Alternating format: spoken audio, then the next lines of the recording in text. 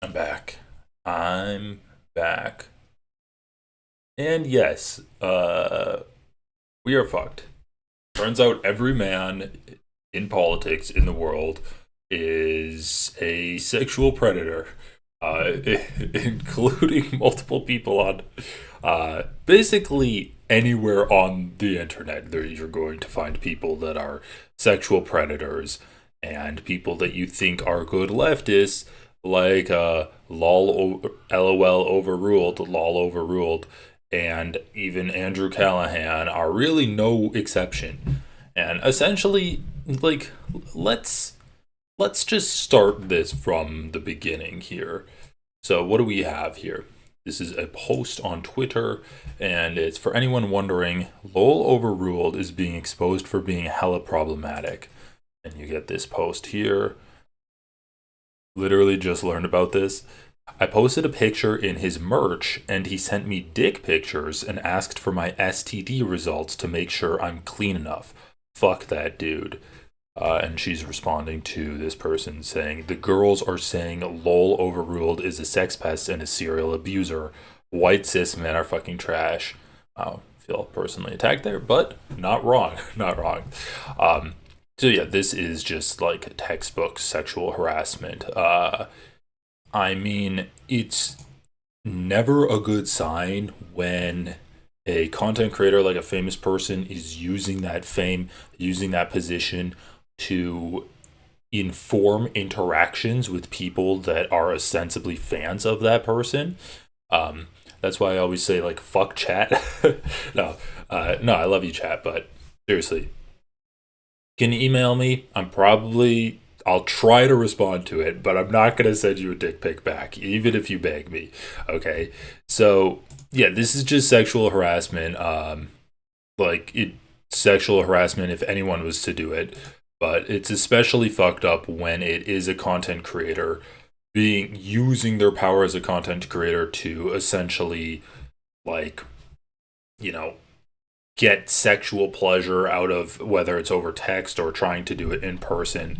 um, I would say that that's even worse because they do have that social power over you. So this is a post running on opening the border to let in as many thick Latinas as possible. It's obviously just a joke. This is about LOL overruled, and so this was, I guess, a week ago. A content creator threatened me, saying if they ever hurt me, I would be powerless because more people like them, and it would be so easy to call me a liar and ruin my life. So once again, according to Marina, using his power as a content creator to basically silence criticisms and force people into interactions that they're not actually interested in participating in. Yeah, like the similarities between what is going on here and what Andrew Callahan did is actually, it's kind of like surprising or noticeable because once again, like Andrew Callahan, he basically just like pressured people into having sexual encounters with him, and it's basically the exact same thing here. It's just like men using their power that they have over women in order to get some kind of like sexual gratification out of it. So what is this? Not ready to talk about it all yet, but there are things I want to talk about and have been mulling over how to even do it, or if I should in public. I am, however, in the midst of an intensive outpatient therapy program, which is good. Don't know when I'll be back. So that's great. He's getting therapy for just being like a fucking horrible person. Um, okay, so we can cover this a little bit. So, all right, where should I go from here? When I learned about this, I remembered a Hasan stream where Lolo left really fast because he accidentally flashed Hasan's mom with his dick. What? Is that a real thing? That's crazy. I just think that this is so funny that this is coming out the same week when everyone's freaking out about the T app, where people are like, "Oh, this is supposed to be an app that like doxes men or like creates databases on men so that you can know if they're like pieces of shit or not." And everyone's like, no, fuck women. Like, women shouldn't be able to have that. Tim Pool made a tweet and he's like, I'm gonna make a Find the Whores app, and it's gonna be men only. And people are like, wow, the doxing app got doxed. And then you have this fucking guy, uh, who, like, obviously puts out a persona of someone who's like a caring, he's a leftist feminist, supposed to be empathetic, and then it turns out that, like, yeah, maybe the database could have come in handy for someone like lol overruled. Okay, so this is also like crazy. So happy to finally see lol overruled outed as a piece of shit. He literally was angry and blocked me when I refused to have sex with him. Literally messaged me, I always get what I want. This man is a true pest. And so let's just read a little bit in the replies here. I assume that's why he's been spiraling the last few months. He knew this was going to catch up to him and come out eventually. We're really sorry you had to experience that. Listen, I can empathize, of course I can, but when I met him, he did not seem interested in bettering himself at all. Like, at all. There's only so much you can do for people, especially ones who are very privileged. I mean, it's just like there's some people that have had personal experiences with him that are coming out with their stories, and then other people just like giving their reactions. Um, this was a post, and I'm not gonna read this whole thing because it does get pretty graphic, but there was a post on the Hasan Piker subreddit, which was an actual interaction, like a text exchange with lol overruled on Instagram. So we'll get in. Let's read a little bit of this, and I think, yeah. Um, so this woman replies to his story, and he says, "So true." And then she just says, "Side note, thank you for the continued leftist content. Longtime Twitter lurker, short time Instagram follower. Always gives me a laugh." He replies, "My wife, Borat voice." He says, "LOL." Then he says, hi, sup, just at a brewery with friends, about to head home in a bit. Cool, sup with you, nothing, going to bed. Damn East Coast things. Then it's just getting laid tonight. So, like, look, this is someone who's using their power. They're using their power that they have over fans, um, forcing conversations to go into a sexual way. And this person, like, was receptive to this, but obviously when, like, we've seen from experience from people talking about their experiences with this person, that if they're not receptive to sexual advances, which, first of all, like, you're fucking DMing a fan, you shouldn't be having sexual advances in a DM with a fan. Like, even with someone that you just started talking with, you should not be doing that. That's probably just a good rule of thumb. But then, like, when people aren't receptive to that, he obviously, like, keeps pushing and pushing and pushing. This is just sexual harassment. Uh, and once again, people are going to be like, oh, well, this person was fine with it. Why can't you just block the person? It's like, this man has a large following in these leftist spaces where he preys on these people. It's not like these people aren't involved in these communities at all. He specifically goes after people that are part of these communities that have this kind of value. They value him as a member of that community, and so that makes his power over them even greater. So really, it's super disappointing. Let's get into Hasan's reaction to this, because I think Hasan just said it best. It's not drama, it's just an example of sexual harassment, and it is serious. It's something that, like, needs to, like, it's something that really needs to be nipped in the bud. Drama. If it's related to Alex Lolo, then that's not drama. That's like straightforward creep shit. Okay, if that's what you guys are referencing as drama, you're a psycho. That's not drama at all. I mean, this dude apparently was all up and down being a fucking pest, and it's completely unacceptable. Yeah, and you guys are being fucking ridiculous if you think that this is just drama. That's not just drama, dude. That is Yeah,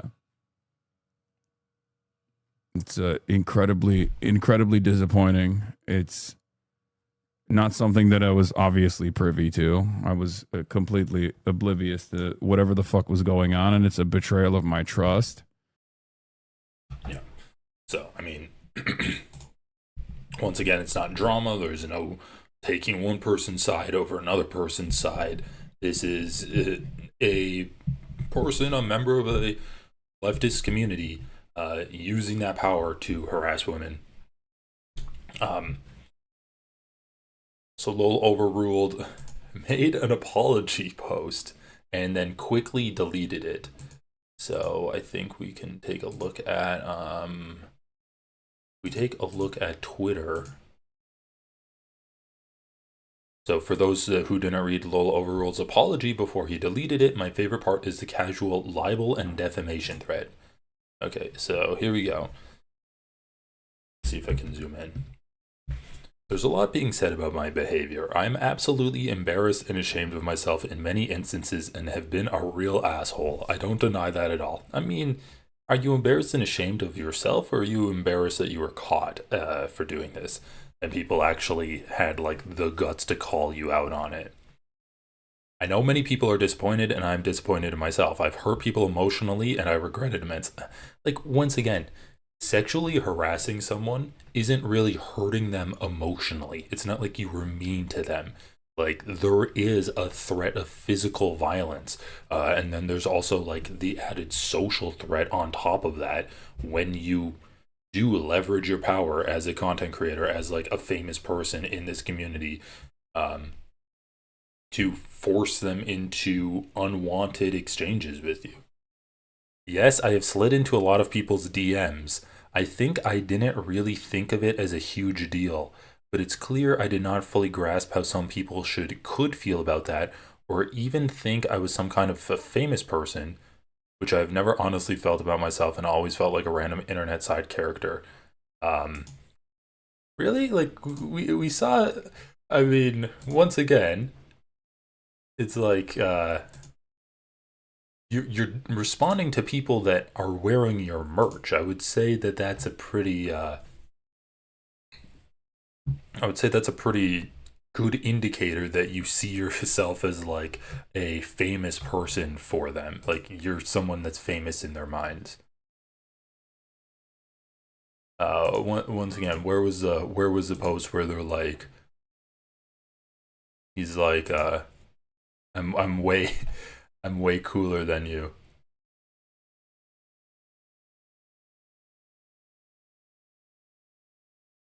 Either way, let's continue this apology.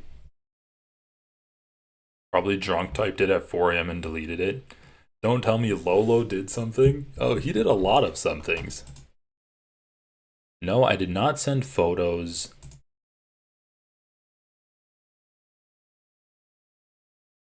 No, I did not send photos unsolicited. It may have been the case in some instances that I genuinely misread the conversation we were having, but no, I didn't just randomly send something. I mean, once again, we could look into these DMs, and don't worry, there's like no actual pictures here, but it's like getting late tonight, and that he's just like a few texts later sending dick pics, like sending videos. He sends a video, he sends two videos, then he says NSFW LOL. So yeah, it looks like he's sending fucking dick pics. Once again, I posted a picture of myself wearing his merch, and he sent me dick pictures and asked for my STD results to make sure I'm clean enough. Um yeah, probably shouldn't be doing that. Even if you think the vibe is right in the conversation, like let's just like leave the dick inside the pants. I think that's a good rule of thumb when you're interacting with your fan, like explicitly your fans are wearing your merchandise. Like I don't know about you, but my romantic interests don't wear my merchandise. Like let's say I had merchandise, like they don't like print off a picture of me and wear it on their clothes. That's like fan behavior. That's not Oh, please let me see, let me see your lol dick behavior. Okay, what do we got here? So I genuinely misread the conversation we were having, but no, I didn't just randomly send something. No, I have not threatened anyone. I saw something to that effect being said.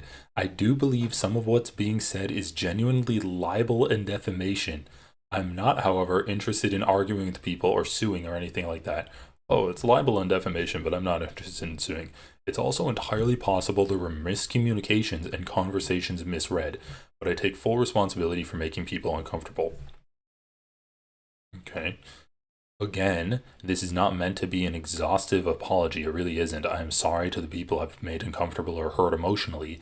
No, it doesn't matter to some of you now, but I'm glad this stuff is being talked about in a way. It is forcing me to actually look at myself hard in the mirror and do something about it. I'm going to be pretty offline for a bit, doing an intensive outpatient program. So, basically, it's like I'm in therapy. Deleted it after 30 minutes. Yeah, not the best, not the best apology in the world when you're like, I did nothing wrong, and actually the people that are saying I did stuff wrong, is approaching on libel and defamation. But don't worry, even though I did nothing wrong, I'm still in therapy for it. Not the best apology on the internet. So yeah, you can read comments there, but once again, just not good at all. It's kind of funny to think he responds like a Reddit anon or something. Yeah, so Lolo was basically sexually harassing the people in his community that were like replying to his stories, wearing his merchandise, just other members of his community. All while he actually had a girlfriend at the time and was living with a girlfriend. So there's like the power dynamic between the women he was texting. Um, there was the basically sexual harassment, basically getting like angry, forcing them to engage in either physical contact or just sexual content over text messaging. There's obviously like the horrible power dynamic there too, where he's a pretty famous member of the leftist media system, um, basically like people that threatening people into having sexual behaviors with him. Yeah, not a good behavior, not a great look for him.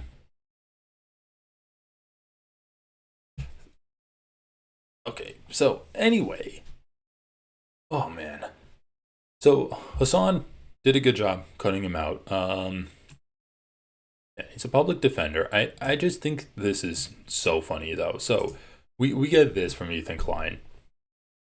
He says Hasan's best friend just outed as a freak. Lolo more like oh, and then he says basically he's like so, includes a tweet of someone saying that he's a shitty person and harassing her in her DMs. Sorry, Hasan, you will need a new token Jewish sidekick to validate your hate. That's the messaging you get from Ethan Klein. So, lol overruled gets outed as basically a sex pest harassing women in the DMs in Twitter and on Instagram.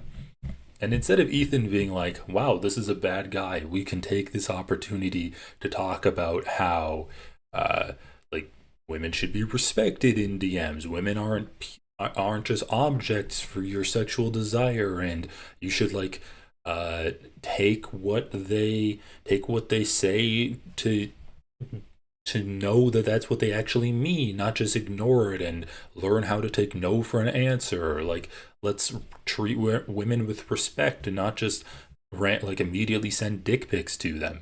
Instead of doing that, Ethan Klein is like, oh, this guy's Jewish and he's Hassan's friend. Let's talk about how he's Hassan's token Jewish sidekick that validates his hate. What? Okay. So you get this from Ethan Klein. Obviously doesn't give a fuck about sexual harassment. And you know how I know he doesn't give a fuck about a sexual harassment? Last say Because 2 years. on the same exact day, he's listening to Jimmy Lee, who he said he did cover for Jimmy Lee's sexual harassment. And he's listening to him on a podcast, and he's quietly reminiscing and wishing that he could somehow reconnect with this, like, 68-year-old pervert that he did PR for on his podcast. It was pretty viral on social media platforms, YouTube, and I miss Jimmy.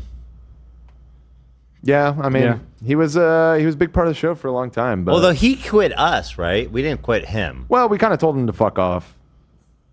His he wife was- put the kibosh on it. Huh? His wife was like, "No, we can't do this anymore." No, you're forgetting. You're forgetting. Yeah, you're forgetting. I a do big forget part. what happened. He was being a creep to a bunch of girls backstage at our last live show. Right, We he was a confronted him creep. on it. Oh, right, and then his wife saw that. Yeah. His whole family had a Well, meltdown. he came here after too, and then we screamed at him, and we got the Yeah, he parking crashed lot the video. studio. He was That I like on remember. ice because of what he did, and then he just showed up uninvited. And his wife yelled at me. And that on was the phone. end. Can we do a poll? Can we have him back on? What the fuck? He actually asked for a poll to get him back onto the podcast? Dude, holy shit. He cares so little about sexual harassment that the guy that they kicked off of his show for sexually harassing people, he forgot about all of the harassment that he did. And now he wants to bring him back on. Holy shit, dude. Once again, Ethan doesn't actually give a fuck about anything that's bad in this world. All he cares about is if he can feel like he gets a win over one of his opponents.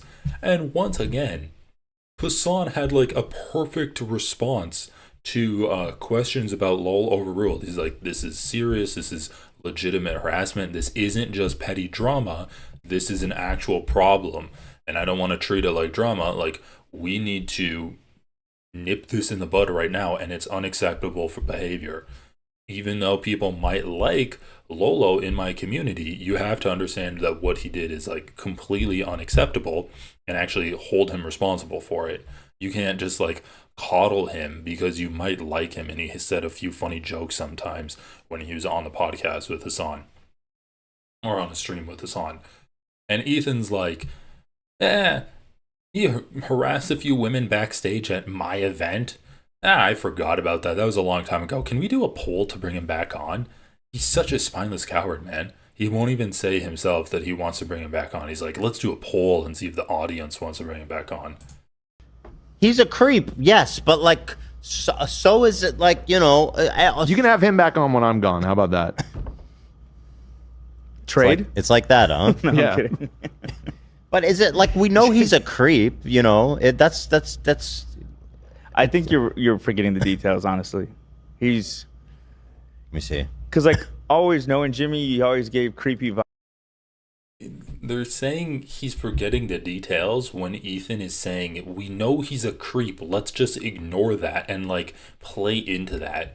Remember that super funny bit he did where Jimmy Lee was bigoted towards little people? And then they brought on a little person, and then the hilarious bit was like surprising a bigoted person with a person that they're bigoted against. That was so funny, right? What can we do next? Bring on some underage high school girls for Jimmy Lee to harass? That would split my sides with laughter. Vibes, but nothing was ever. Not that we really know, but then we found out. I just feel like just because he's a creep doesn't mean he doesn't have entertainment value. You know what I mean? You know what I mean? You do whatever you want. Well, I know that. Dude, the crew's actually kind of pissed off with him. Like, holy shit, dude. There's no ability to read the room at all. So, this is what we have here. He's saying, this is the same clip that we just saw. So I think this is really funny. So, this Hasan clip, and I'll play it one more time, got reposted in the H3H3 Productions subreddit. And you can see like their community reaction to this. Let's play it one more time. If it's related to Alex Lolo, then that's not drama. That's like straightforward creep shit. Okay, if that's what you guys are referencing as drama, you're a psycho. That's not drama at all. I mean, this dude apparently was all up and down being a fucking pest. Yeah, so once again, I mean, look at the dichotomy between how Hasan reacts to basically someone that he interacts with, someone he considered a friend, being outed as a creep, versus how Ethan Klein reacted to that too. Hasan says, this isn't drama. This is real stuff. This is actual creep shit. And, like, it's not something to just make content out of. Versus Ethan Klein saying, just because he's a creep doesn't mean we can't bring him back onto the show and make content out of him. Like, literally the exact opposite viewpoints. For Ethan, it's all fun and games. It's all content. For Hasan, no, being a sex pest is a real thing that should have real consequences. Ethan just thinks it's part of Jimmy Lee's character, and he wants to like have this menagerie of freaks on his podcast because we all know that he's not that entertaining, and so he has to either embed himself in this never-ending drama or bring on people that he can just make fun of and then sit back and make his audience think that he's some kind of like comedic genius. If it's related to Alex Lolo, then that's not drama. That's like straightforward creep shit. Okay, if that's what you guys are referencing as drama, you're a psycho. That's not drama at all. I mean, this dude apparently was all up and down being a fucking pest, and it's completely unacceptable. Yeah, and you guys are being fucking ridiculous if you think that this is just drama. That's not just drama, dude. That's like, that is, yeah.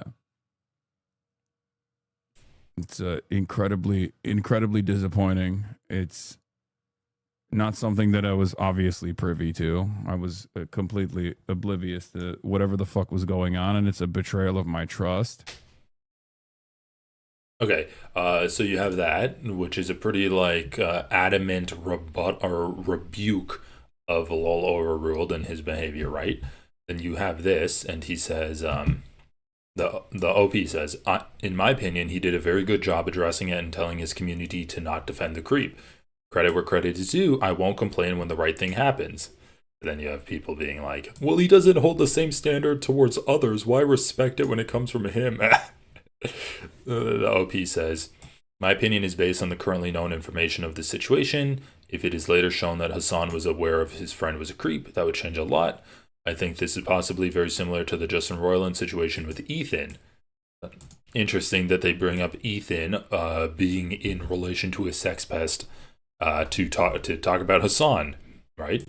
Ethan was never aware to Justin's disgusting behavior and then disavowed him as soon as he was made aware. Okay.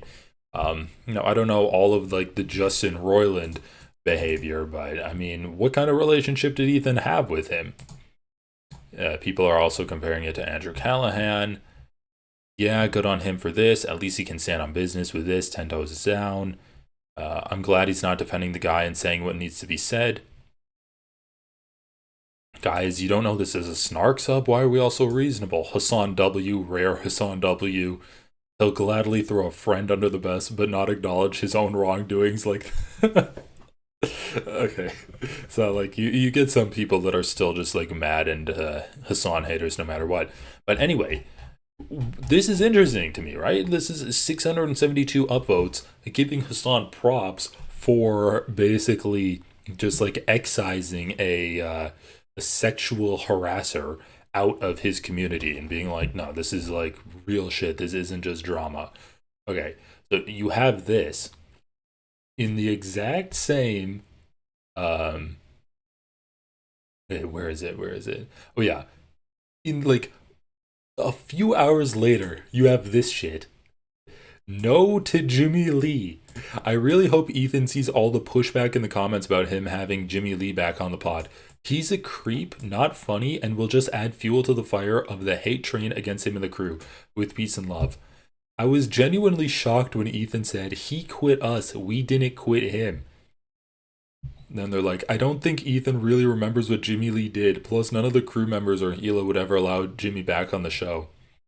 the uncomfiness that will radiate if he came back on would genuinely make for some really good content, even if Dan would be miserable. So it's just like the fucking, like, these people they're so brainwashed, right?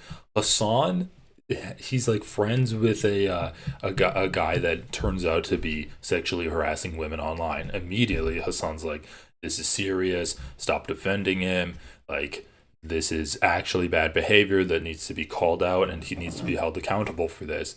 You have people seeing that and being like, wow, Hasan's still a horrible person, but I can appreciate him actually handling this in the way that he did.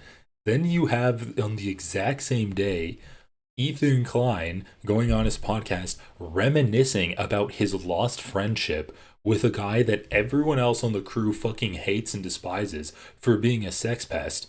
But he's like, you know what? Maybe we should do a poll and have him come back on the show. And then they're like, no, Ethan, stop doing it. It's like, they're so close to getting it. They're so close to getting it, right?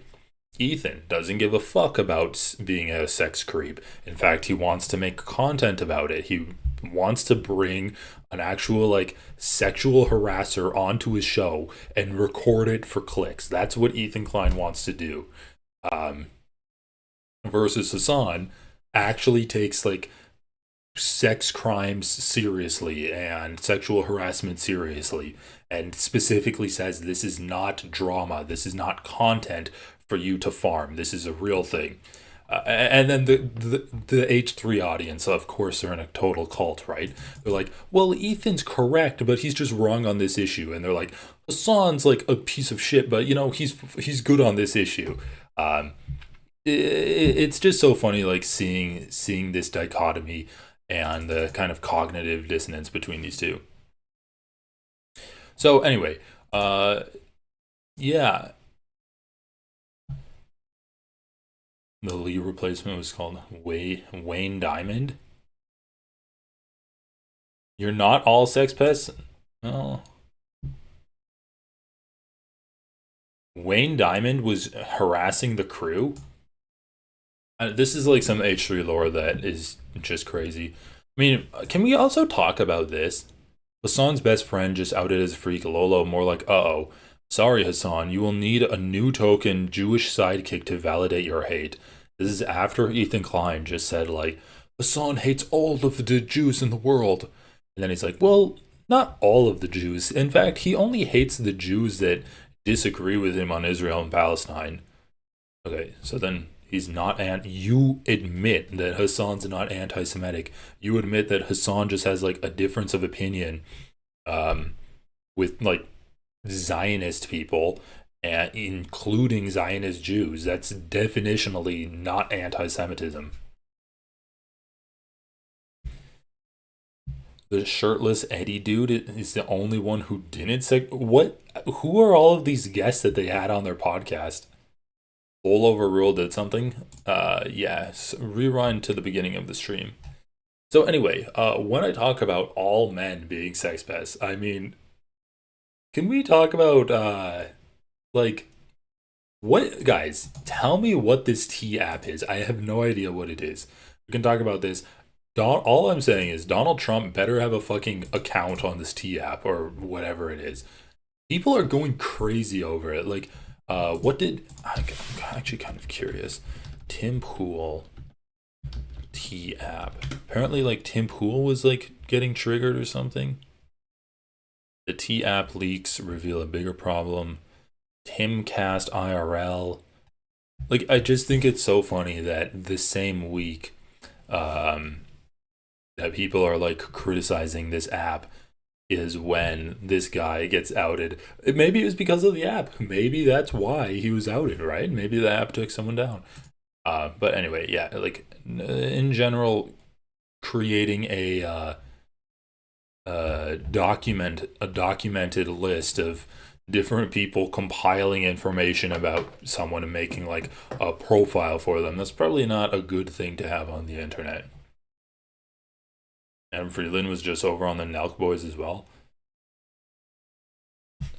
Noah Colwyn has been on his stream. Oh yeah, like, there's a lot of fucking Jewish people that are anti-Zionist. that are friends with Hasan. And that's why Ethan Klein can't say that Hasan is anti-Semitic, because he interacts with Jewish people. He had a podcast with Ethan Klein. He's not anti-Semitic. He just disagrees with the genocide of Israel. And he also disagrees with Israel being an ethno-state. And Jews and non-Jews alike can be Zionists, which think that Israel should be an ethno-state, and that would make them at odds with Hasan. And then, yes, he thinks that because they have these fascist ethno-state views, they should suffer repercussions because of that, social repercussions, basically being like they shouldn't be allowed in office, they should be protested, right? They should be argued with, because if they just have racist ideas, they have racist politics. And if you're a piece of shit racist, you should be argued with, you should be protested, you should be voted out of office, you should not be able to get anywhere in office. Don't have hero. Yeah, I mean, and that's the thing, right? We can talk about.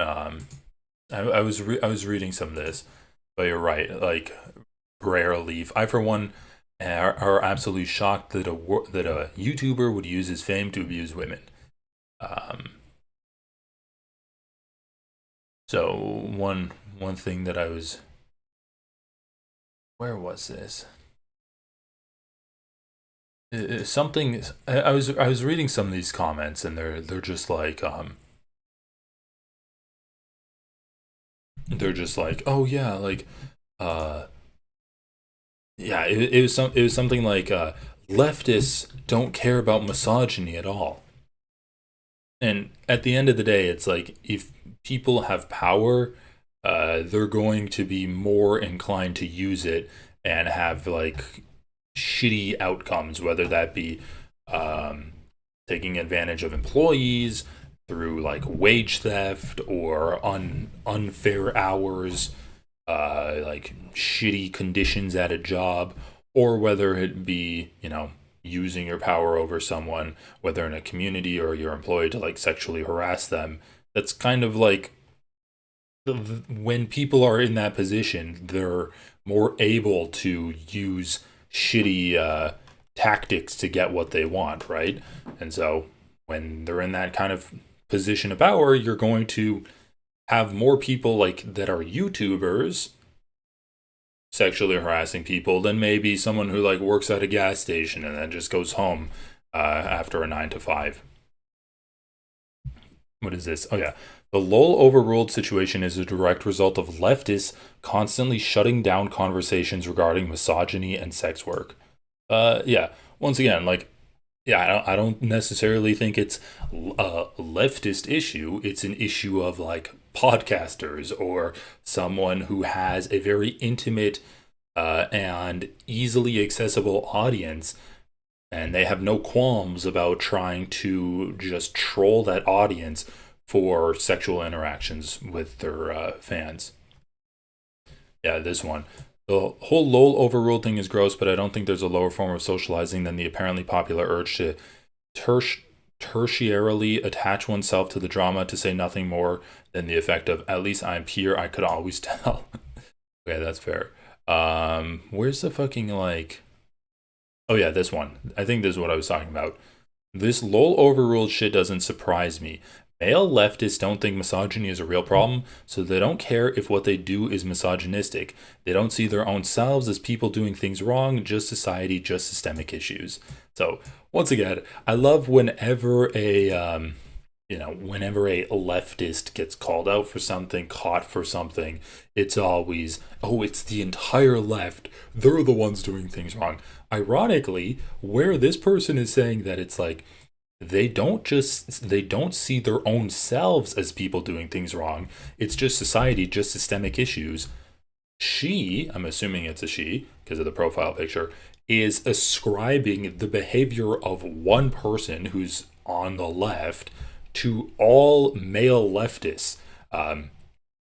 ironically doing the exact same thing that she's accusing male leftists of doing. It's not just one person that's doing things wrong. It's not that they can take ownership over their own actions. It's that it's a systemic issue.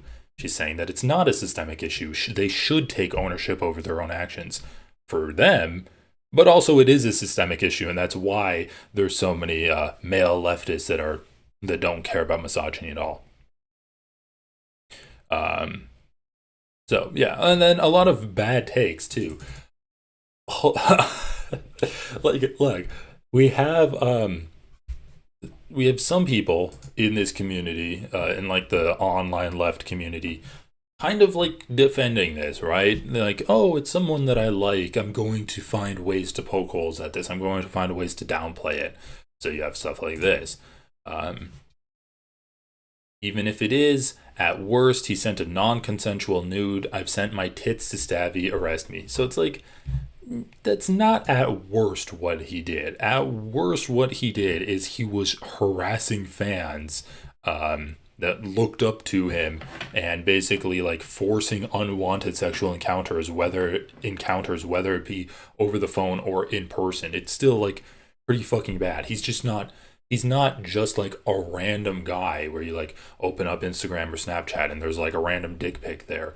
It's like a figure of a community basically pressuring you to engage in this kind of unwanted behavior. That's what they're doing.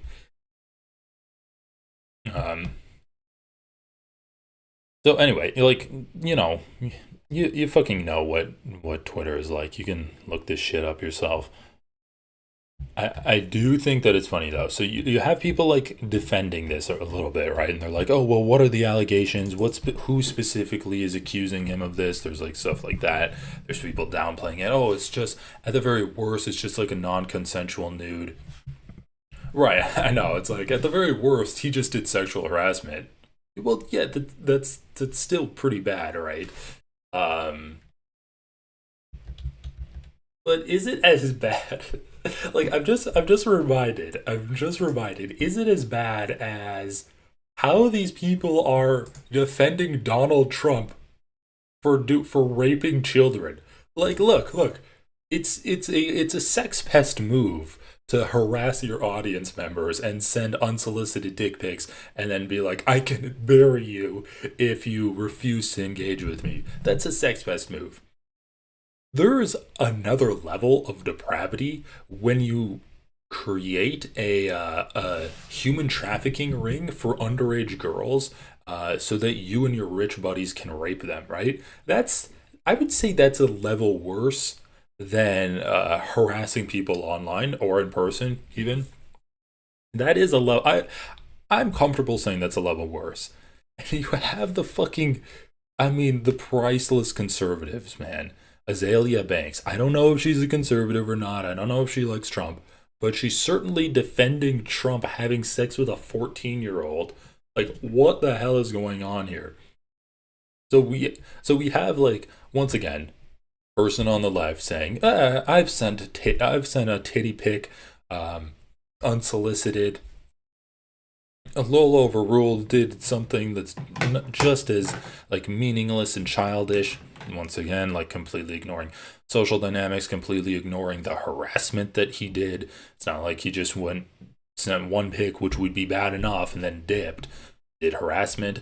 But then you have fucking Azalea Banks, who's a rapper. I mean, you have this post, right? Mega has literally gone fucking insane. This is her fucking tweet here, man.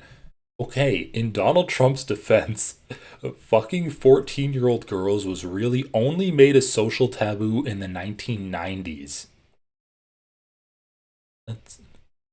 That's not true. That's not true. My grandmother was born in 1927 and had her first child when she was 12. Okay, that sounds like your grandmother was statutorily raped. I don't know if your grandmother was in favor of that and really consented at the time. Teenage pregnancy only became frowned upon with the rise of Jerry Springer And I can also be honest about the fact that I was old enough to choose, seduce, and decide to fuck grown-ass men when I was 15. Oh, man. I really don't get why women are fronting like they weren't fucking 40-year-olds at 15. Like, come on now. I'm honestly not surprised or mad at Trump for... God, I don't even want to read this fucking sentence. I'm honestly not surprised or mad at Trump for getting some 15-year-old pussy because those were the times. In the 90s? Is she talking about like the 1590s, the 1490s, when it was still fucking rape back then? You're talking about the 1990s? What the fuck is going on, dude? This is... Oh my god. What the... Good night, USA for fucking ever. Now, if he was fucking a 10-year-old, we have a problem. If he was fucking a 10-year-old, we have a problem. But if the girls were 13 plus or... Wait, plus? Okay, plus. Who cares? Move on. Holy shit, dude. Holy shit. What the... Is she mega? She's not mega. Oh, shut the fuck up. She voted for Trump, and not only that, kissed his ass and endorsed him, and said he was so much better than Harris. Okay, I need to see this. Azalea Banks endorses Trump. Azalea Banks says she regrets voting for Donald Trump. An absolute disaster. No, I'm not gonna fucking pay for Billboard. This vulture. Troll at large sure is entertaining. She's even right this time, however, if you're curious. So I'm thinking about this. For as stupid and incoherent Kamala Harris is and as trash as Walz is, and despite the fact that Kamala Harris is the only Democratic nominee to have actively campaigned in a primary, she really says a lot. Holy shit, man. She's a post. Oh my god, she's a poster. She's gone postal. I think I'm good, man. I thought she's British. I have no fucking clue. Apparently, she's a mega rapper. Rapper Azalea Banks says she regrets Trump vote. KTLA 5. She's been an avid supporter of Donald Trump since his first term, sparked both compliments and criticism, wherein the 212 singer called the current Trump presidency an absolute disaster. He said, okay, I think it's time everyone who voted for Trump admit that we made a fucking mess like this is an absolute disaster. What's her critique? He's so petty and vindictive right now. Nobody on earth is afraid of crazy old white man anger. Old white men need to reinvent the archetype because it's too predictable. Like, okay, well, but I guess it's fine that he got, like, with 15-year-olds in the 1990s. What the dude, absolutely crazy. Absolutely crazy. Like, look, on the left, you have people that are like, oh no, my favorite YouTuber got outed for, like, harassing people in the DMs, right? They got outed for harassing people. Oh no, like, I don't know, like, who specifically did they harass? Who specific, like, what are the specific claims? Or, oh, he just sent a dick pic? Like, who hasn't sent a nude just unsolicited? Just like, you know, oh, everyone's done sexual harassment, right? And that behavior is fine. So you have that on the left, and that's the worst of the left. Then on the right, you have people being like, like, yeah, he's a pedophile, but do we really want to, like, bring him down for just having sex with underage girls? Is that really what we want to be doing right now? And there was something that I wanted to watch. Vinny, Patrick Bet-David, Epstein. Wanted to see if we can find this clip. I might have too many tabs open. I think I need to close some of these.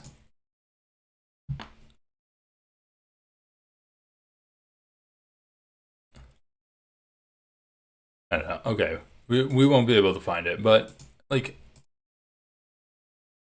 holy shit, man. Like, we really are at the point where now they're just going to start, like, the conservatives are just going to start advocating for saying that it's fine to have sex with underage girls. Like, that's what we're going to do. So Trump, Epstein, question, Scotland. Donald Trump hit with Epstein question during EU. All right, let's see what this is. And Donald Trump was riding high. The Supreme Court delivering win after win, including a decision that let him revive his promised policy on birthright citizenship. That was meant for the babies of slaves. It wasn't meant for people trying to scam the system and come into the country. Congress passed his big, beautiful bill. The motion is adopted. Tax cuts extended. Border security funded. Internationally, Trump finally getting NATO to pay more for defense. Controversial military strike on Iran appearing to be a success. I believe it was total obliteration. July 4th, Trump's approval rating flirting with 50%. Pretty good for just about any politician these days. Fireworks in D.C. that Friday night, not just for the country. Why is this in, like, what is this, portrait mode?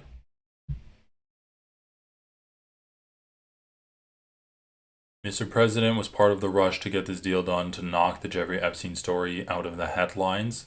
The reporter asked during a news conference in Turnberry, Scotland on Sunday. This was yesterday.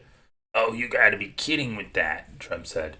"No, it had nothing to do with it. Only you would think that. That had nothing to do with it. Where's the video? I want to watch this."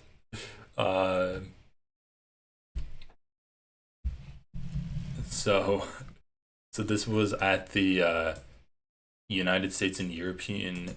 This was a news conference announcing a trade framework. So let's look. Trump news conference. You gotta be kidding with that. All right, I think this might be it.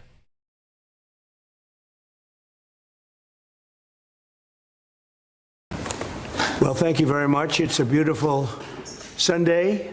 Really complicated when you get right down to it, right?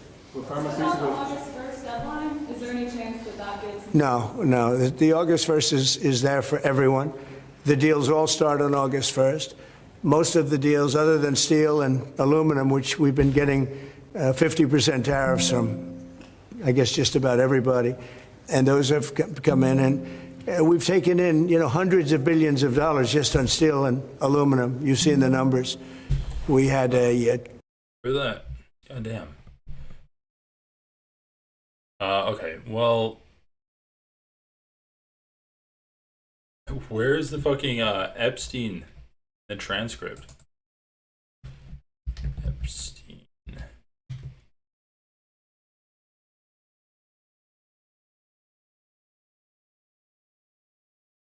Right, I don't know, not here. But, okay, so I know we're talking about, like, sex pests right now. But while we're on this subject, I did want to. We'll find this later. Let's just look this up. Trump Epstein question. If we can find this. Trump says he turned down offer. What is this on the Hill?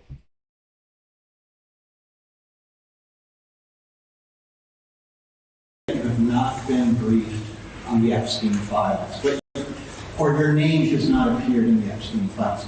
But doesn't the AG have to tell you if your name is... Well, I haven't been overly interested in it. It's a hoax that's been built up way beyond proportion. I can say this, those files were run by the worst scum on earth.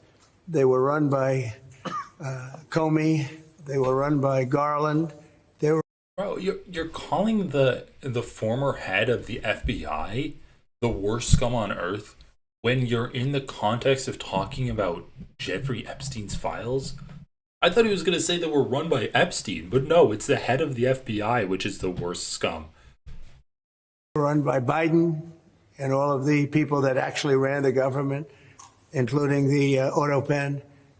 Those files were run for 4 years by those people. If they had anything, I assume they would have released it. The whole thing is a hoax. They ran the files. I was running against somebody that ran the files. If they had something, they would have released. Now, they can... What the hell is he talking about? They ran the files. They were the ones that, like, had all of the information, and they...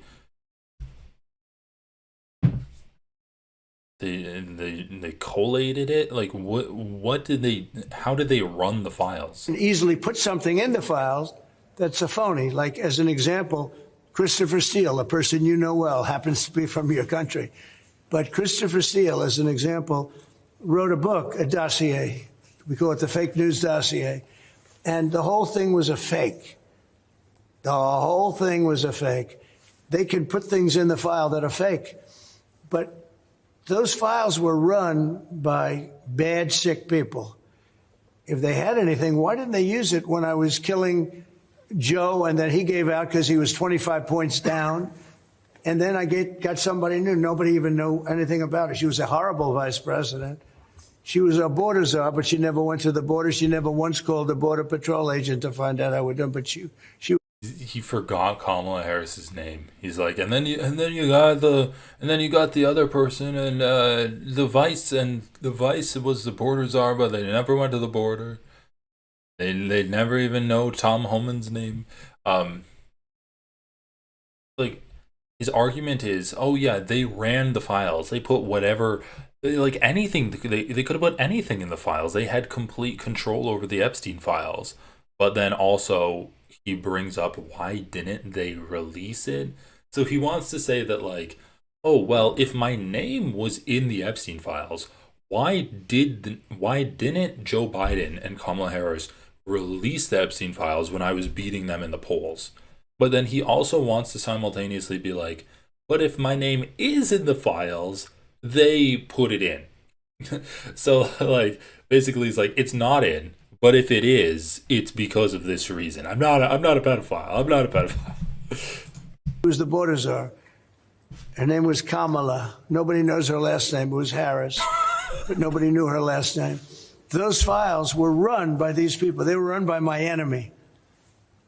If there was anything in there, they would have used them for the election. Yeah. Do you think that drawing, I think I heard you say something the other day, that the drawing that was the subject of the Wall Street Journal report. I don't do drawings. I'm not a drawing person. You think it was fraudulent? I don't do drawings. Sometimes people say, would you draw a building? And I'll draw 4 lines and a little roof, for a charity stuff. But I'm not a drawing person. Holy shit, he looks horrible here. Wait, no, I need to look this up now. I'm not a drawing person. I don't do I do 4 lines in a roof. But I'm not a drawer. Look at this. Some more drawings. Trump definitely right. Is Drew. Oh, 4 lines in a roof. I'm not a drawer though. I never draw. I don't do drawings. I just sign my name. Sometimes I sign my name on drawings I did. Wait, fuck. Damn it. What is this man on, dude? I couldn't have had sex with them because I don't draw. I'm too busy getting massage. I'm too busy playing golf. I'll draw 4 lines and a little roof, for a charity stuff. But I'm not a drawing person. I don't do drawings of women. That I can tell you. They say there's a drawing of a woman. And I don't do drawings of women. And I don't draw. I've never picked up a pen other than to sign my name. I don't draw at all. Maybe a building, 4 lines and a roof, but I'm not a draw. I don't do drawings of. I draw a lot, but I don't draw women. I never draw women. Unless I draw boobs. I draw the boobs, but not the women. It's too much. It's too much. I always get bored after the boobs. I get bored. I love drawing, but I didn't draw that one to Jeffrey. I never drew that one to Jeffrey. Also, Epstein was always a very controversial guy. I was at a very high position, pretty much all my life. In all fairness, I've been doing this for a long time. I had the top show on television. I had the #1 bestsellers. I had everything, right? And I was a very successful business guy. He was a very controversial. Who would do a controversial drawing? Now, with that being said, they say there were many letters done by many people, and many big people, big successful people. But why would you say that you were like? Why would you say that I wouldn't have done the drawing for Epstein because I was big. I was a big person, and Epstein was controversial. And then in the next sentence be like, yeah, but everyone that drew letters to Epstein was big. All of the drawings were from big people. Why would you say I'm a big person, so I couldn't have done the drawing because Epstein's too controversial? And then in the very next sentence say, well, everyone that did drawings was a big person. Why would you do that, dude? I just don't. When you talk about files, I just keep going back, and other people too. Even the enemy says this thing is not correct, because if we had it, we would have used it on the guy. It's a bad issue. They say it's a good issue for Trump. Do you know that my poll numbers are up 4.5 points since this ridiculous Epstein stuff? My poll numbers have gone up 4.5 points because people don't buy it. So if they would have had something, they would have used it. Yeah. People keep writing stories like the time he threw him out of Mar-a-Lago. Can you settle that? What was it about? What caused the breach? That's such old history. Very easy to explain, but I don't want to waste your time by explaining it. But for years, I wouldn't talk to Jeffrey Epstein. I wouldn't talk because he did something that was inappropriate. Well, did they just ask about the breach in Trump and Epstein's relationship? Easy to explain. He threw him out of Mar-a-Lago. Can you settle that? What was it about? What caused the breach? They would have had something, they would have used it. People keep writing stories like the time he threw him out of Mar-a-Lago. Can you settle that? What was it about? What caused the breach? I think you said you and Epstein fell through at Mar-a-Lago. What caused the breach? I was like, it's very easy. It's super simple to say, but I'm just not going to get into it. Jeffrey had a girl I wanted. He said, we both wanted the same 14-year-old. You know how these things go. Sometimes friendships can't get past things like this. That's such old history. Very easy to explain, but I don't want to waste your time by explaining it. But for years, I wouldn't talk to Jeffrey Epstein. Very easy to explain, but I don't want to waste your time by explaining it. Holy shit, dude. Actually, just like comedic gold coming out of Donald Trump. I wouldn't talk because he did something that was inappropriate. He hired help. And I said, don't ever do that again. He stole people that worked for me. I said, don't ever do that again. He did it again. Oh, what? And I threw him out of the place. So Epstein was trying to get Trump's employees, probably, I guess, so like he's probably trying to like sex traffic them, right? So he was sex trafficking Trump's employees, and that's what caused the rift between them. Dude, is this a new lore drop? Why would he say it's very easy to explain? I'm not going to explain it, and then he just explains it in the next fucking sentence. Holy shit, this man has the brain of a goldfish. Trump hire help Epstein. Jeffrey Epstein thrown out of Mar-a-Lago for hiring the help Trump.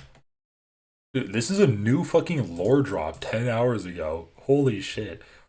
Trump says he ended friendship with Epstein because he stole people that worked for me. Oh my god, of course. When Epstein actually wants to like traffic some of Trump's employees. He said Monday that he ended his friendship with Jeffrey Epstein and through the now disgraced he's I don't know why people talk. I don't know why news organizations refer to Epstein as the now disgraced financier. Just say like the pedophile sex trafficker that's got murdered, or that was forced in the now dead pedophile sex trafficker out of his private club in Florida after Epstein betrayed him more than once by hiring people who had worked for him. Trump did not say what his employees did or where they worked, and the White House declined further comment, but the White House had previously offered a different explanation for the falling out. Stephen Chung, the White House communications director, said in a statement last week, the fact is that the president kicked him out of his club for being a creep. Yeah, so being a creep, so you have these two different narratives that aren't necessarily conflicting, right? Being a creep, we know that Epstein was a sex trafficker and he wanted to hire Donald Trump's employees. So he's trying to traffic Donald Trump's employees. Holy shit. That's pretty bold, dude. Epstein killed himself, authorities say, in a New York jail cell in 2019 as he awaited trial on sex trafficking charges. Yeah, what do you think he wanted to hire them to do? change the tires on his private jet on the Lolita Express. He wanted to sex traffic them. Trump and his top allies stoked conspiracy theories about Epstein's death. Like, do you think Trump would be mad if the undocumented immigrant he has out in his garden, Epstein, is like, hey, I'll give you like $20 if you come over to my house and you trim my hedges. You did a great job. Do you think that's why Trump would get mad? Or do you think he'd get mad because the fucking waitresses that Trump hires and he basically has them as eye candy in Mar-a-Lago got offered a better deal to be sex trafficked by Jeffrey Epstein? He's like, I'll give you way more money, I'll fly you around the world, but basically you have to like have sex with me every month or whatever and have sex with my friends. Like, that's why Donald Trump was pissed off. It wasn't the fucking caterer that he had catering his events that Epstein wanted to like do one of his Diddy style sex parties or whatever. It was the fucking young women that worked at Mar-a-Lago that Epstein wanted to hire, and he was being a creep, right? You have two statements now coming out of the White House being like, oh, he wanted to hire my employees, but also he was being a creep. What is this? Oh, yeah. The case has dogged Trump at home and abroad, and even followed Vice President J.D. Vance during an appearance in his home state of Ohio on Monday. A small group of protesters assembled outside a factory in Canton that Vance toured, holding signs that spelled out, J.D. protects pedophiles, and indicated the GOP stands for Guardians of Pedophiles. Yeah, not wrong. Pretty accurate sign. The Republican president spoke at his golf property in Turnberry, Scotland, as he sat with British Prime Minister Keir Starmer after the leaders had met and were answering questions from US and UK journalists. Asked to explain why the relationship faltered, Trump said, "That's such old history. This is what we just saw." Okay, so let's finish up watching this, man, and then yeah, he's gonna fucking meet with the Ghislaine Maxwell. Is it Ghislaine or Ghislaine? Either way, let's finish this up. New Lord, I love like peeling back this story bit by bit. Do that again. He did it again, and I threw him out of the place. I said, "Don't ever do that." And I said, "Don't ever do that again." He's him out of Mar-a-Lago. Can you settle that? What was it about? What caused the breach? That's such old history. Very easy to explain, but I don't want to waste your time by explaining it. But for years, I wouldn't talk to Jeffrey Epstein. I wouldn't talk because he did something that was inappropriate. What? For years, I wouldn't talk to him? That implies that after a few years of being mad, you started talking to him again. When did you kick him out of Mar-a-Lago? Right now? Okay, well, we'll play this, but I'm curious. He hired now. help. And I said, "Don't ever do that again." He stole people that work for me. I said, "Don't ever do that again." He did it again. And I threw him out of the place, persona non grata. I threw him out, and that was it. I'm glad I did, if you want to know the truth. And by the way, I never went to the island, and Bill Clinton went there supposedly. Oh my God, he's getting his ducks in a row. He's getting ready. He's teeing up Ghislaine Maxwell to start throwing the Democrats under the bus. God damn, dude. Holy shit, he's making moves. I never went to the island. I threw him out for trying to hire my staff. And but Bill Clinton went. Are you going to give us some more juicy names, Trump?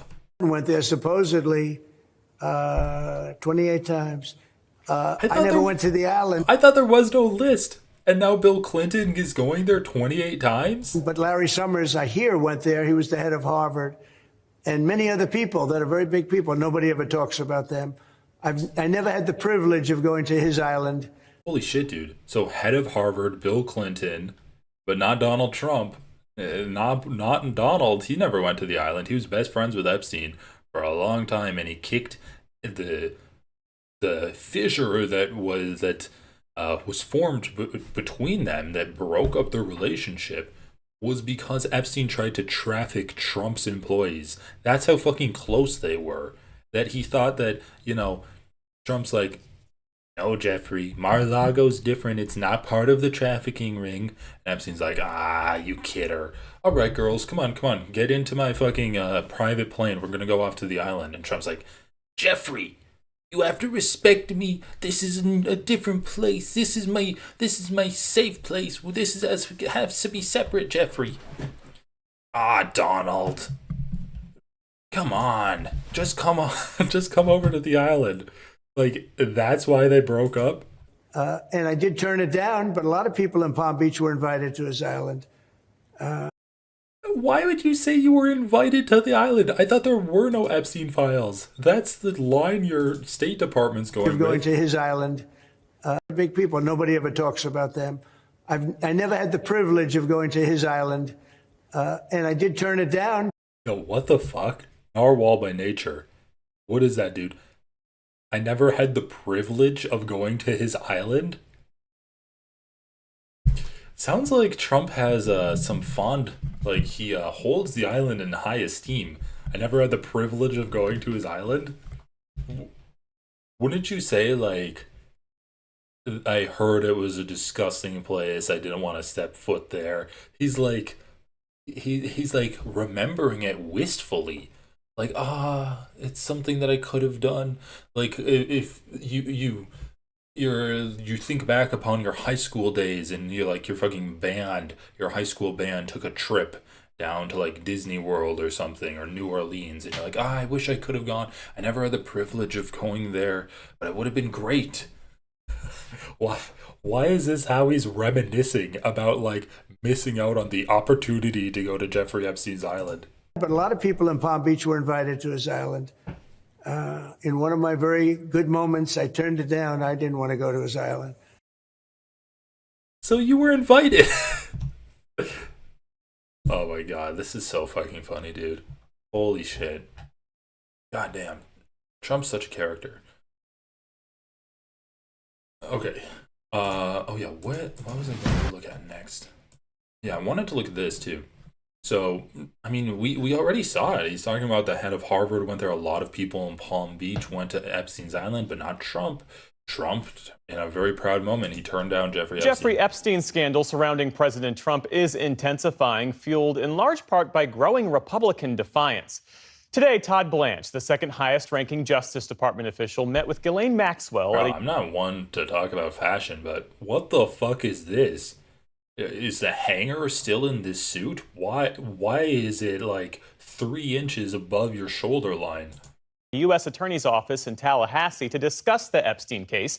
Maxwell is currently serving a 20-year sentence after being convicted for her role in helping Epstein recruit, groom, and abuse underage girls. Guys, like, is it just me, or is it fucking crazy that Ghislaine Maxwell only has 20 years in prison for recruiting and basically recruiting, trafficking, and raping underage girls or underage women or whatever, girls and underage women? Like, 20 years for that? For being a sex trafficker of underage women?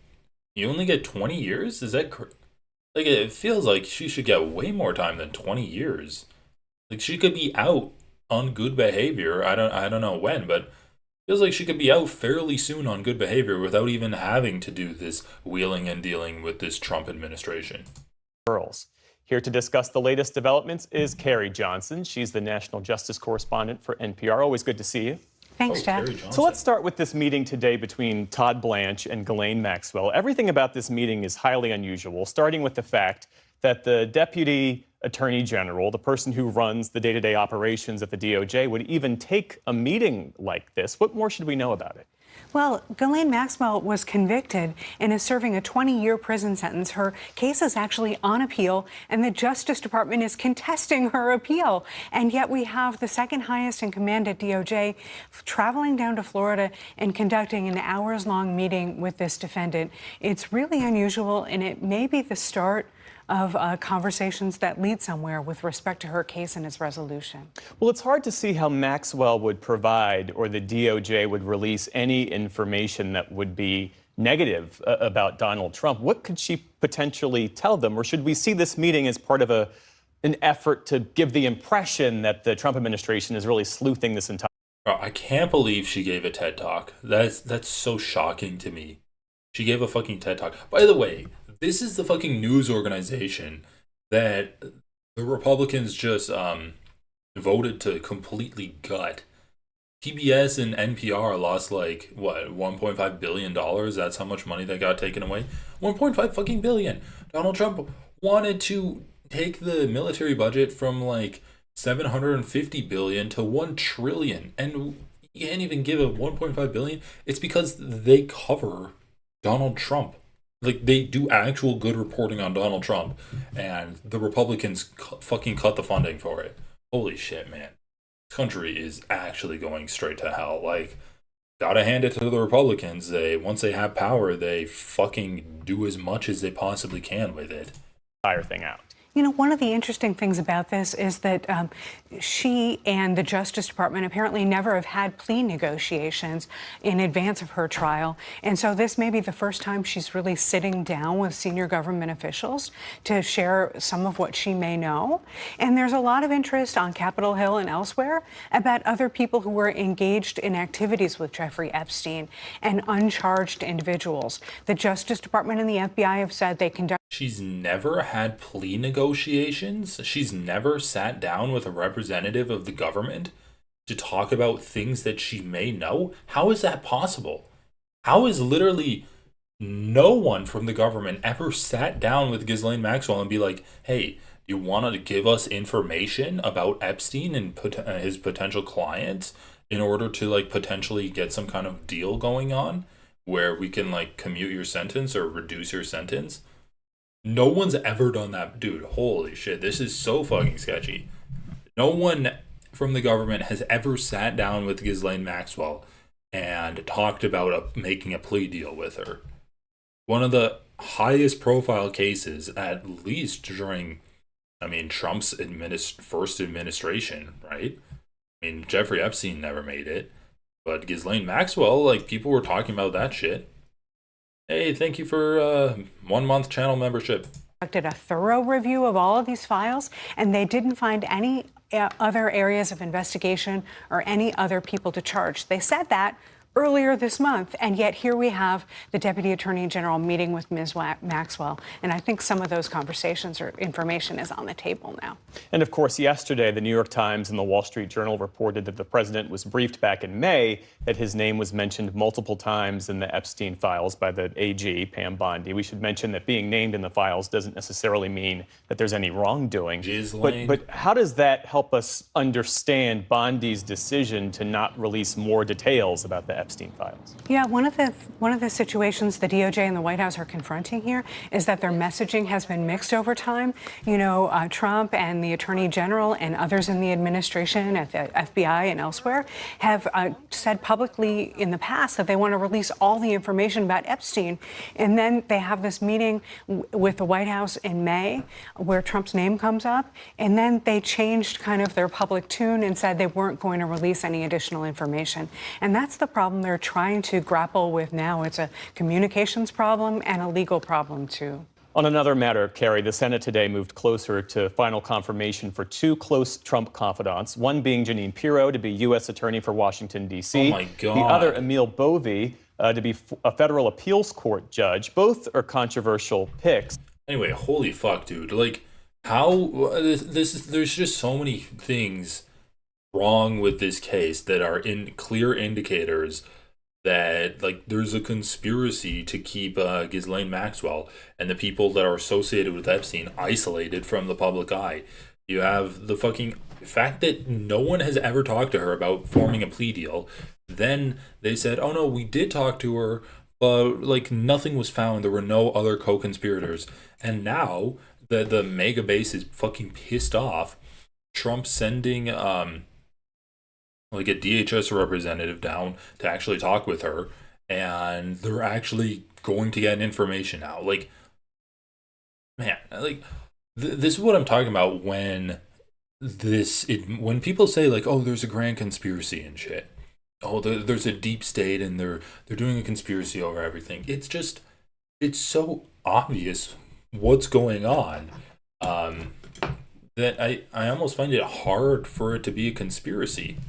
Like, it is a conspiracy, but it's done in such a poor way where the FBI is going one day to the next saying that, oh yeah, there are files on my desk and we're going to release them, to there are no files, to, oh, well, actually there are files, it's just that Trump isn't in them. Like, they're just shamelessly lying day to day, changing their tune. Wanted to look up Joe Rogan and see like some recent clips. Joe Rogan CIA guest Epstein. Joe Rogan recently had Joe Rogan recently had like this guy on, and former CIA, and I don't think his fucking I don't think that his fucking audience is happy with it. So what is this, podcast cringe? You know, when we thought Trump was going to come in and a lot of things are going to be resolved, we're going to drain the swamp, we're going to figure everything out.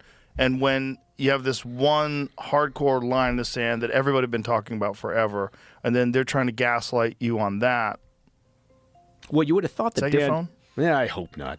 Oh, it's my wife. Should I answer? Silent, buddy. Yeah, it's on. You know, it was on silent, but it still goes. How does that happen? Your and it phone's still compromised. Goes. My phone is CIA compromised. doesn't trust you. You're friends with me. Well, they don't trust you anymore. They did call me this morning.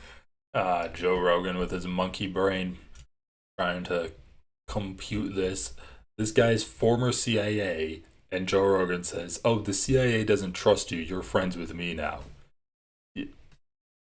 You don't think his I mean, he's just so dumb, right? He's obviously getting played by people from this administration, being used as a either willing participant or a useful idiot by them to platform all of their crazy fucking fascist ideas and spinning this Jeffrey Epstein yarn in any kind of narrative that they want.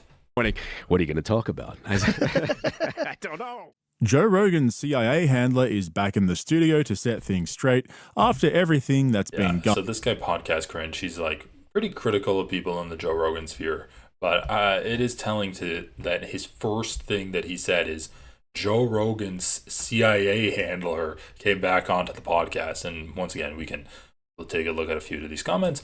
Baker didn't answer his wife's calls and is on JRE on his kid's birthday. What a family man.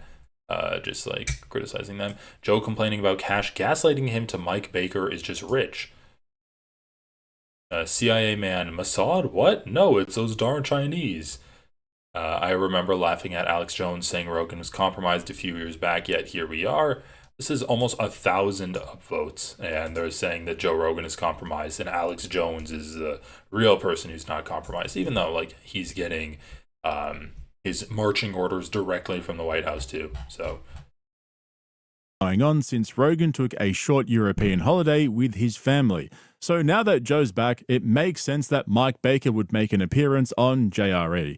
He's got this uncanny ability to turn up at the most fortuitous times to walk Joe through what's really going on behind the scenes. People have been calling it in the comments for a couple of weeks now, saying things like, it's only a matter of time before Mike Baker makes an appearance on JRE to give us the CIA's narrative on Epstein. And the comments in this episode did not disappoint either. Mike Baker once again changing the batteries for the bugs he put in Joe's studio. All right, let's see what the CIA's position on current events is. So I think Okay, so we don't have to listen to this guy talk about the entire thing. But it's pretty interesting. So like, yeah, you have this pretty big split between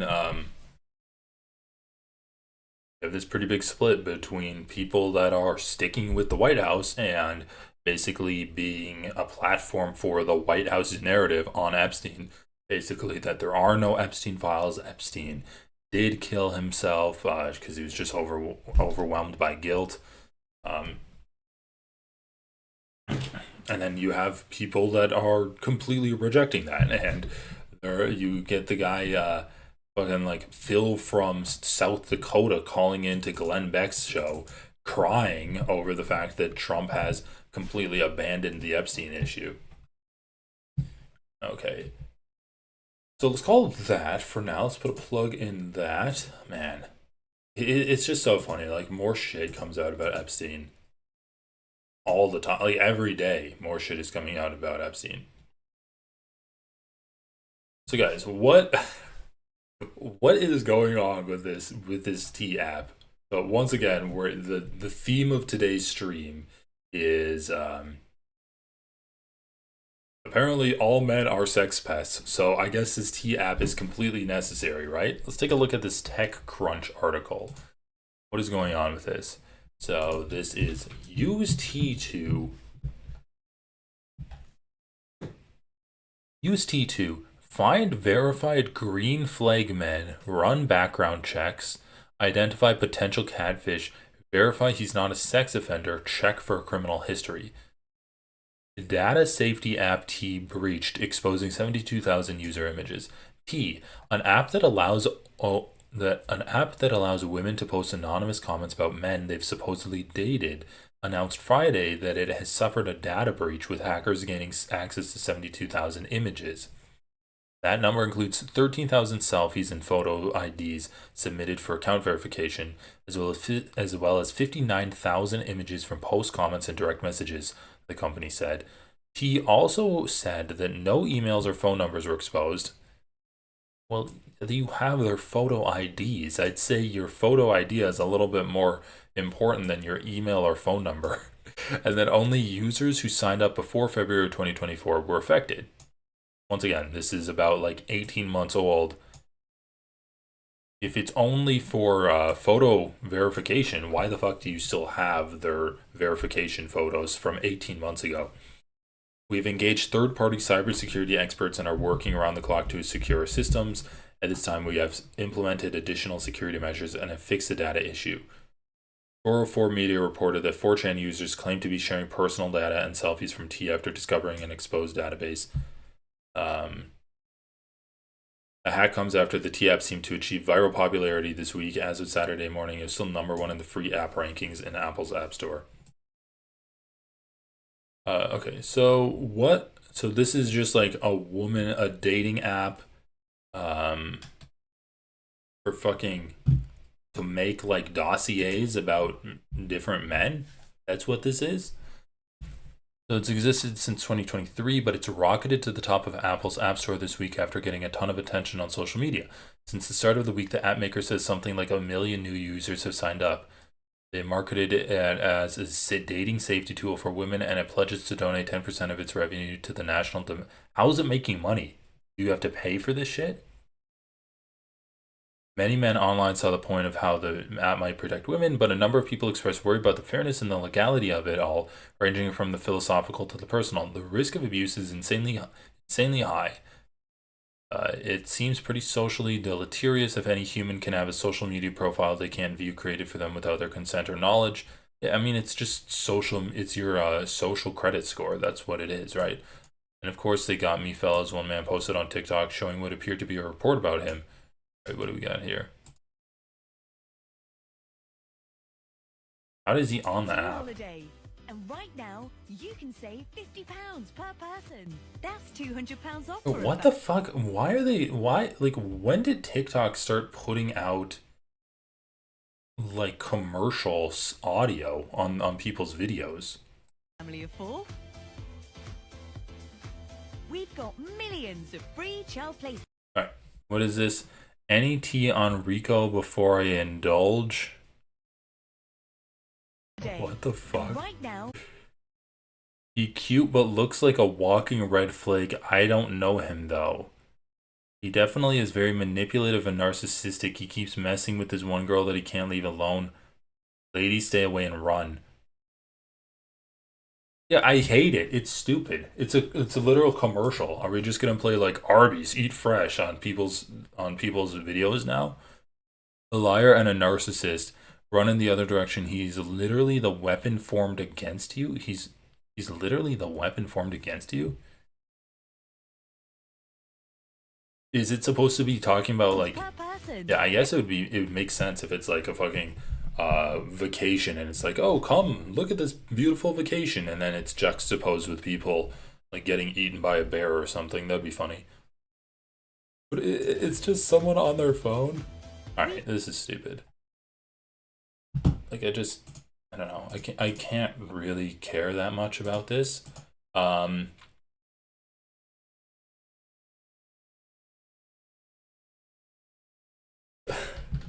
T-hack. I want to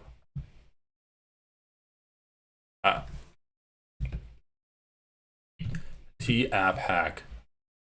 I want to see an incel. I want to see an incel talking about this. What is this? Another TikTok?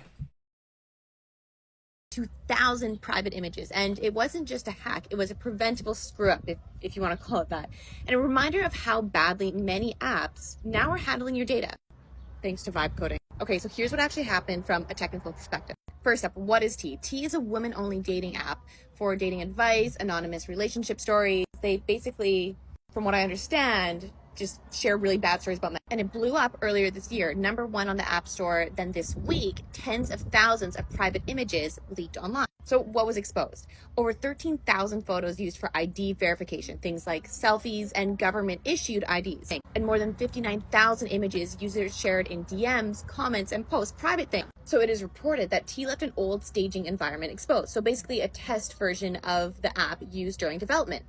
And it has real user data. It was still on. Who gives a fuck? Dating in 2025 is cooked. The #1 app in America right now is the T dating app. Maybe you're wondering, what's the T dating app, Jack? Well, it's simply an app that women post about men that they've either been in relationships with, on dates with, in situationships with, and you. Bro, I'm just saying, like, how do you know that this information is correct? Like, you have this picture, right? Simon Lviv, convictions, theft, forgery, fraud. Anyone can add that, right? Anyone can just, like, anyone can fucking put this, like, they can add convictions on there. You don't have professionals doing background checks. I don't understand why, like, how this is trustworthy information. And comment on them. You can put if they're a red flag or a green flag, phone number lookup, background checks. Do you see what we're up against? Do you see? Grandparents are like, why don't you get married? Do you see what we're up at? The chips are stacked together. Wait, this is the guy's take? It's not that he's worried about his about a dossier being compiled on him. It's not that he's worried about, like, women putting their personal information into an app that's clearly selling their data, and they're, like, stealing people's information. They're stealing the profiles of men that are getting created. They're basically like, let's make an app where we have users make profiles for us, and then we'll sell that data. He's not worried about, like, the weird fucking social credit scores that this is incentivizing people to do, and how it can, like, break down just, like, interacting with people. But he's like, no, grandma, I can't get a date because of this app. Dude, what do you mean what we're up against? Like, this is a side that both men and women are fucked when we're talking about, like, the dating scene right now, right?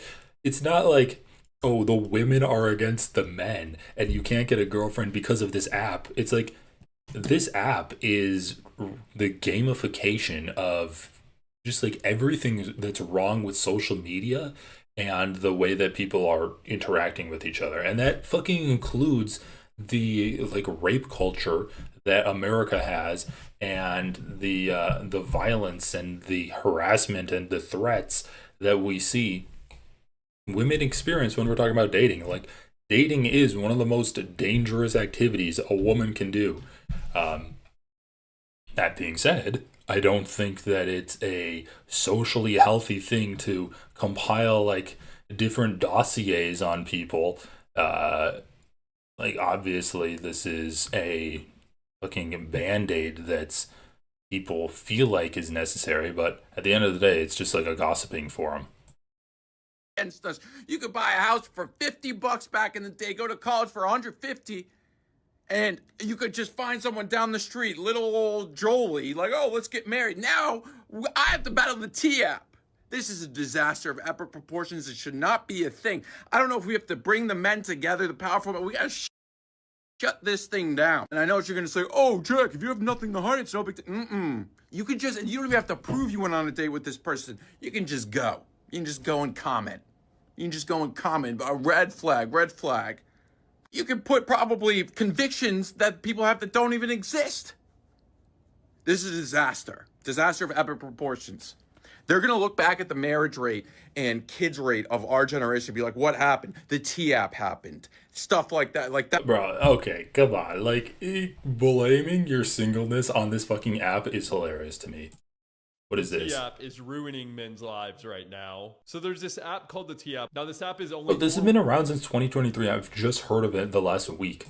Women, you have to prove that you're a woman before you get accepted into it. The way the T-app works is women will leave either green or red flags for men that they've dated. Green being good, red being bad. They can also leave Yelp sort of reviews on these men as well. Now, a big problem with this app is the men posted to the app are basically all public against their will, while the women on the app can just remain anonymous if they want to. Now, this has led to many men on the app having false reviews made about them. There are a lot of guys coming forward right now basically debunking what was said about them on the T-app. And these false statements about men on the app have basically opened the T-app up to some interesting legal ramifications. There are currently a lot of lawyers gearing up for a big lawsuit against the app because people on the app are essentially just spreading defamation in a lot of cases, really due to the fact that they can remain anonymous and say whatever they want about any man that they want to. Some men... What lawyer? You're like, oh, a bunch of lawyers are creating lawsuits, and then you just include like a stock image of this defamation thing. Really due to the fact that... I mean, once again, the whole fucking like male loneliness epidemic is so fucking stupid. Like, oh god, I gotta go to bed. But it's not fucking men versus women. That's what they want you to think. This is conspiracy theory time. They want you to think it's men versus women. It's not men versus women. You have these fucking corporations incentivizing people to not only upload their own personal ID and then their essentially a location and their interest by commenting on this stuff, but they're also getting them to create profiles for other people on the app. That's information that's being stolen. That's just like, you know, you're essentially having your users create data that you can then sell off to advertisers or Google or whatever. And also, like, when we're talking about men being shitty, yeah, men are shitty because there's no fucking, like, economic opportunities. And once again, when people are going to be unhappy in their lives, they're going to turn to people that reward that unhappiness. They're going to turn towards people that offer them solutions. And those people are going to be guys like Andrew Tate, that whole, like, fresh and fit bro media sphere ecosystem that basically turns them more into incels and is like, no, it's actually women that's the issue. It's the woke moral agenda that's the issue. It's women being able to have birth control, women being able to have a job and not be completely reliant on you. We essentially need state-sponsored girlfriends again. Everyone gets a state-assigned girlfriend. That's what men are told. I mean, Pat, you're gonna have to fucking tell me what women are told. But anyway, that's the definition of the male loneliness epidemic, and it's not just that men are more lonely than women. It's a societal issue. But it's just that, like, men get fed into this rabbit hole that essentially radicalizes them even further to be against women when that's not even really what their enemy is, right? Woke moralists. Guys act like they don't have their own app to do this. Yeah, exactly. Like, look, it's one thing to fucking talk about people, but I do think it's another thing to have, like, public profiles that I guess anyone can view. due to the fact that they can remain anonymous and say But yeah, the idea that men are so offended that like women are talking about them is kind of hilarious. they want about any man that they want to. Some men have started to fight back against the T app by making their own version of the app where it's like men rating women instead of women rating men. But so far, I don't think there is a man-only version of the T app, at least not yet. It's just so fucked to have dating in 2020. I mean, like, once again, it's good to have a baseline of, like, understanding the person that you're interacting with. But there's a difference between, like, knowing the person you're going out on a date with and having a social media score where anyone, basically anywhere, can look you up and understand, basically, like, every aspect of your life. I do want to... What is this? All right, we're going to watch this, and then we're going to call this.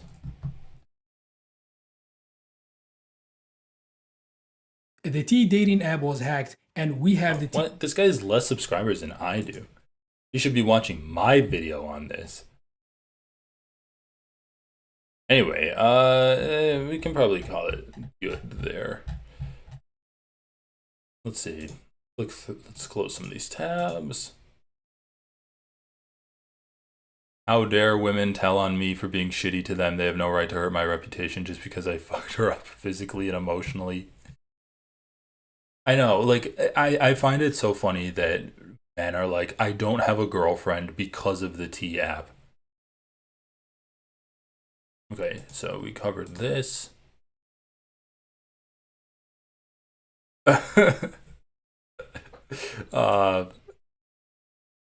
This is just funny. Hasan tells female chatter he's going to terrorize her pussy.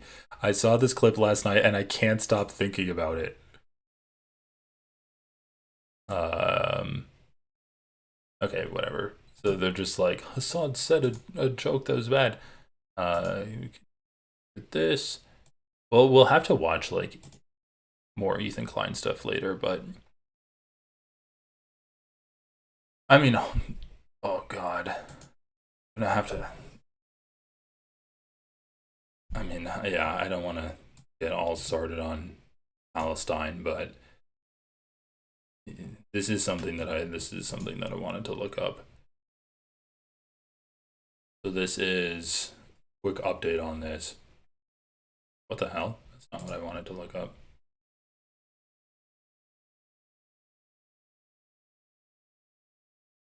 Israel's killed 20.7% of the Gaza population. Let's just, double check this. Oh, Sean made a video? Okay, I'll watch that probably tomorrow.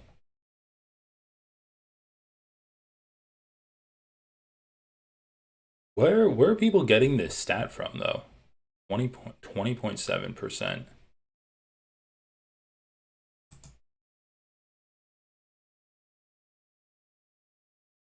Orinoco Tribune. Based on a statistical model developed by a prestigious medical journal called The Lancet, Israel has killed roughly 434,800 people in Gaza since the country's military started to attack the territory on October 8, 2023. That's 20.7% of Gaza's entire pre-conflict population dead. So this was a medical. There's a study in The Lancet.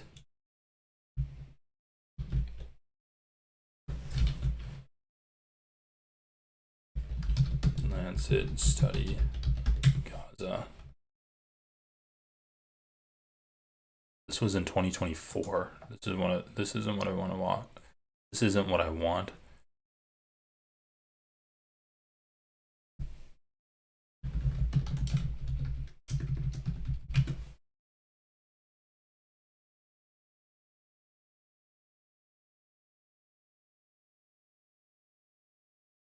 This all looks pretty old. The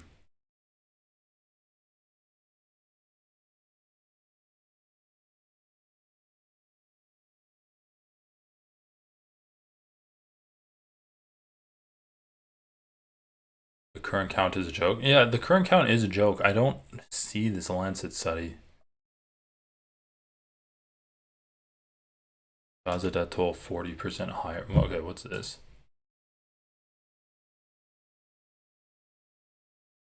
When was this article written? Friday. Oh, this was in January.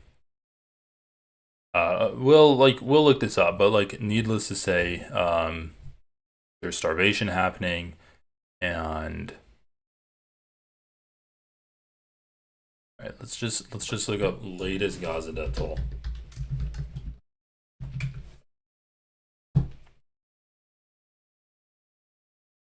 So once again, like, they're reporting the actual numbers of people that were killed. Israel kills 92 in Gaza in one day, as death toll near 60,000. Israeli forces killed at least 92 Palestinians across Gaza on Monday, including 41 aid seekers, despite pauses in fighting to deliver essential humanitarian aid.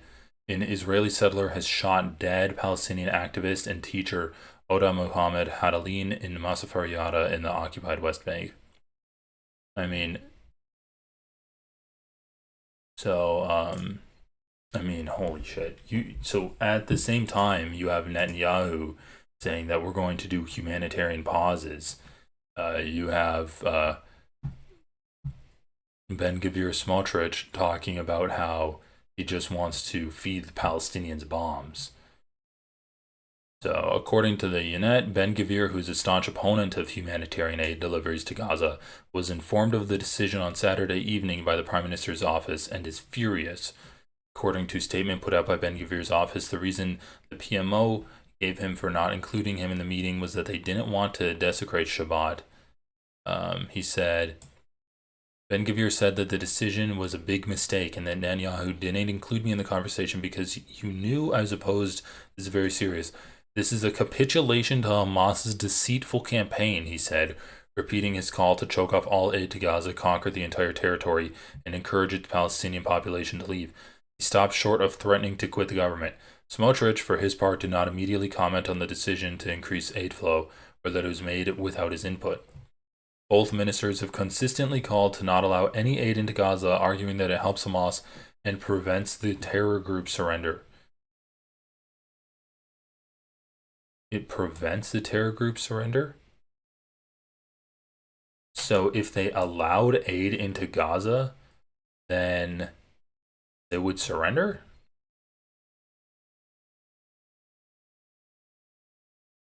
Israeli authorities have denied it, claims of widespread famine in the enclave, but have acknowledged issues of food access, blaming shortages on a lack of cooperation by the UN and other international organizations. Once again, they banned the UN from coming in.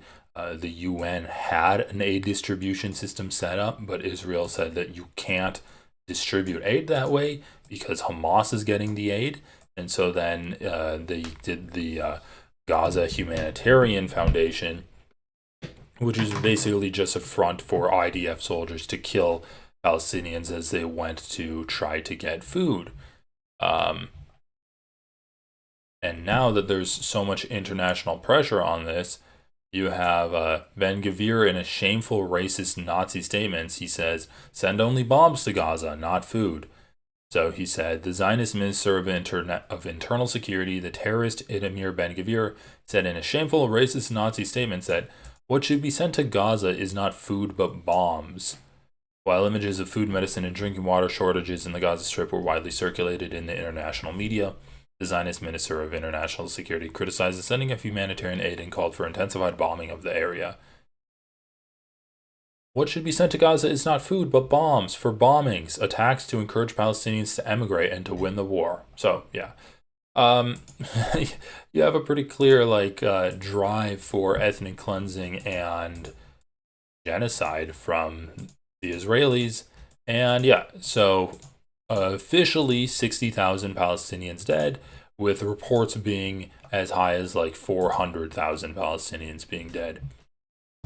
So once again, I can't completely substantiate these reports, but according, there might be a journal in the Lancet that we can look at. I just haven't seen this, but anyway, Israel has killed roughly 434,800 people in Gaza since the country's military started to attack. That's 20.7% of Gaza's entire pre-conflict population. Over half are women and children. If the same level of killing and indirect death that took place in Gaza during the 594 days of the conflict happened in the United States proportional to population, roughly 70 million Americans would have been killed. So if 20% of our population was dead, 70 million. So the Lancet conservatively estimated in a peer-reviewed analysis that as of June 19th, 2024, roughly 186,000 Gazans had died from direct or indirect deaths since October 8th. That article had an explanation of the statistical model. To be clear, direct deaths under the model are caused by the Israeli military. Indirect deaths are caused by a lack of access to food, water, and medical care. 732 people died every day from direct and indirect causes since Israel started attacking Gaza. 732 people died every day. Holy shit, dude.